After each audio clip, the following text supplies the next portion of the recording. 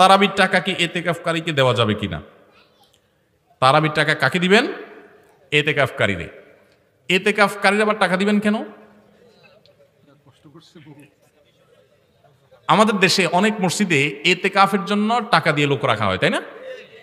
আল্লাহ, এই টাকা দেওয়াও হারাম, আর যে নিচ্ছে তার নেওয়াটাও হারাম। কেন জানেন? এতেকাফ একটা ইবাদত, নিছক ইবাদত। যিনি এতেকাফ বসছেন এটা তার সওয়াব হয়েছে, আপনি তার টাকা কেন দিবেন? তাহলে কেউ যদি বলে যে ঠিক আছে নামাজ পড়বো আমি, আমার টাকা দিলে নামাজ পড়বো, তো আপনি টাকা দিলেন, আমি নামাজ পড়লাম, কেমন হবে ব্যাপারটা? এটা কি ভালো কাজ হবে না খারাপ কাজ হবে? আমি নামাজ পড়বো আল্লাহর খুশি করার জন্য, আমার যদি আপনি টাকা দেন প্রতি ওয়াক্তে 200 করে টাকা দিবেন, আমি ভাই 5 ওয়াক্ত পড়বো, একদিন দেন নাই টাকা নামাজ পড়বো না, এটা যেরকম হয়ে গেল এতেকাফকারীকে টাকা দিয়ে রাখাটা একই রকম, কারণ ওইটা যেরকম ইবাদত এটাও একরকম ইবাদত। খুব লজ্জার কথা, আমাদের দেশে অনেক মসজিদে এতেকাফ করার মতো লোক পাওয়া যায় না, এবার ধরে গরিব মানুষ একটা বসাই দিয়ে তারা কিছু টাকা ধরাই দেই।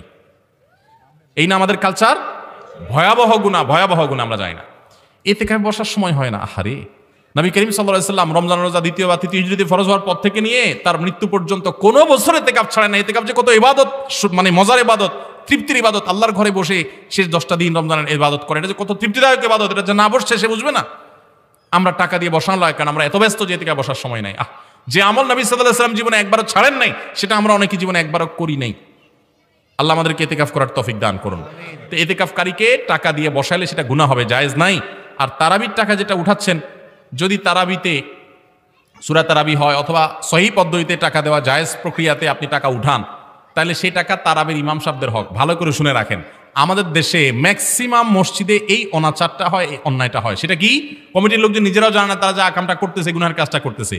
তারাবির কথা বলে টাকা তুলছে, বা ঈদের সময় ইমাম সাহেব মুয়াজ্জিন সাহেবের হাদিয়া বকশিসের নাম দিয়ে টাকা তুলছে। যদি ইমাম সাহেবদেরকে বসায় রেখে ভাবে চাঁদা তোলা অপমান কর, যাই হোক করছে, টাকাটা তুলছেন ইমাম মুয়াজ্জিনের জন্য, টাকা তুলছেন তারাবির জন্য, টাকা তুলছেন একটা খাতের কথা বলে।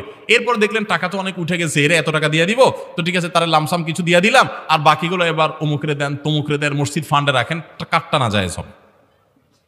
আমার কথা বুঝেন না আপনারা? মানুষ যাকে দেওয়ার জন্য দিছে তাকেই দিতে হবে, আপনি অন্য জায়গায় দিতে পারবেন না।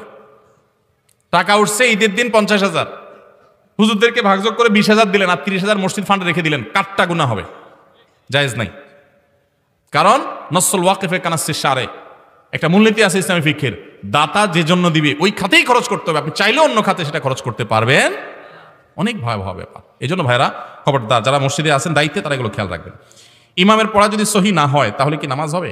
ইমামের পড়া যদি সহি না হয়, বিশুদ্ধ না হয়, নামাজ হবে কিনা, এটার উত্তর দিতে হলে আমাকে বলতে হবে যে সহির ডেফিনিশনটা কি।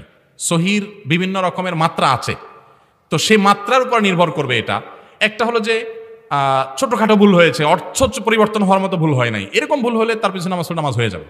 কিন্তু যদি ভুলটা এই লেভেলের হয় যে অর্থ পরিবর্তন হয়ে যাচ্ছে, বিকৃত হয়ে গেছে, তাহলে তার পিছনে নামাজ হবে না। এটা দেখতে হবে যে ভুলটা কি ধরনের হয়েছে।